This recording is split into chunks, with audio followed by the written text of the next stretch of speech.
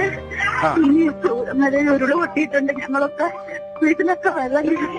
ഒന്ന് ആരോടെങ്കിലും ഒന്ന് പറയൂ, സാനോ സാറ് ഞാൻ വിളിച്ചിട്ടുണ്ട്, ഒന്ന് ആരോടെങ്കിലും ഒന്ന് പറഞ്ഞിട്ട് ഞങ്ങളിന്ന് രക്ഷപ്പെടുത്താം. ചൂരൽമല എവിടെയാണ്? ചൂരമല സ്കൂളിന്റെ അവിടെ. നീതുവിന്റെ ഈ ശബ്ദത്തിലൂടെയാണ് മുണ്ടക്കൈ ചൂരൽമല ഗ്രാമത്തെ എടുത്തെറിഞ്ഞ ദുരന്തത്തെ ലോകം അറിഞ്ഞത്. നീതു ഉൾപ്പെടെ 298 പേരുടെ ജീവൻ പൊരിഞ്ഞ മഹാദുരന്തം. പെയ്തിറങ്ങിയ മഴയും ഒഴുകിയെത്തിയ മലവെള്ളവും പാറക്കൂട്ടവും തകർത്ത മുണ്ടക്കൈ ചൂരൽമല ഗ്രാമത്തെ പുനർനിർമ്മിക്കുകയെന്ന ദുർഘടമായ ദൗത്യമാണ് റവന്യൂ വകുപ്പ് ഏറ്റെടുത്തത്.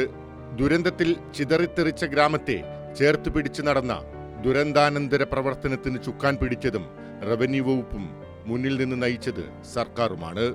ദുരിതാശ്വാസ ക്യാമ്പ് ഒരുക്കുന്നത് മുതൽ ദുരിതബാധിതരുടെ പുനരധിവാസം വരെ പൂർത്തിയാക്കേണ്ട വലിയ കടമ്പ. പുനരധിവാസത്തിന് പ്രാഥമിക അന്വേഷണത്തിൽ വയനാട് ജില്ലയിലെ 25 എസ്റ്റേറ്റുകൾ കണ്ടെത്തി. ഇതിൽ അനുയോജ്യമായ 2 എസ്റ്റേറ്റുകൾ ഏറ്റെടുത്തു. പുനരധിവാസ നഗരത്തെ സംബന്ധിച്ച വിശദമായ രൂപരേഖയുണ്ടാക്കി. ഓരോ നഗരത്തിലും വീടുകൾ മാത്രമല്ല, അതിനനുബന്ധമായി ഉണ്ടാകേണ്ട സ്കൂളുകൾ, ആശുപത്രികൾ, മാർക്കറ്റുകൾ, അംഗനവാടി, കളിസ്ഥലങ്ങൾ, വായനശാല, റോഡുകൾ തുടങ്ങി എല്ലാം വിഭാവനം ചെയ്തു. ജനുവരി 1 മന്ത്രിസഭാ യോഗം പുനരധിവാസ നഗരത്തിന്റെ സ്കെച്ച് ഉൾപ്പെടെയുള്ള എല്ലാ വിശദാംശങ്ങൾക്കും അംഗീകാരം നൽകി. പിന്നെ ദ്രുതഗതിയിലായിരുന്നു റവന്യൂ വകുപ്പിന്റെ നടപടികൾ. പുനരധിവാസത്തിന്റെ കാര്യത്തിൽ കേരളം കണ്ടിട്ടുള്ളതിൽ വെച്ച് ഏറ്റവും ജനകീയവും ജനാധിപത്യപരവുമായിട്ടുള്ള ഒരു മര്യാദയാണ് പുനരധിവാസ പ്രവർത്തനങ്ങളുമായി ബന്ധപ്പെട്ട് കേരളത്തിലെ ഗവൺമെന്റ് കാണിച്ചിട്ടുള്ളത്. 3 ഘട്ടമായി 402 പേരുടെ പട്ടിക പൂർത്തിയാക്കി. മാനദണ്ഡങ്ങൾ മറികടന്ന് ദുരന്തഭൂമിക്ക് ചേർന്നുള്ള എല്ലാവരെയും സഹായിക്കണമെന്ന മനുഷ്യത്വപരമായ സമീപനമാണ് സർക്കാർ സ്വീകരിച്ചത്. 7 സെന്റ് സ്ഥലവും 1000 ചതുരശ്ര അടി വിസ്തീർണവുമുള്ള വീടുകളാണ് നിർമ്മിക്കുന്നത്.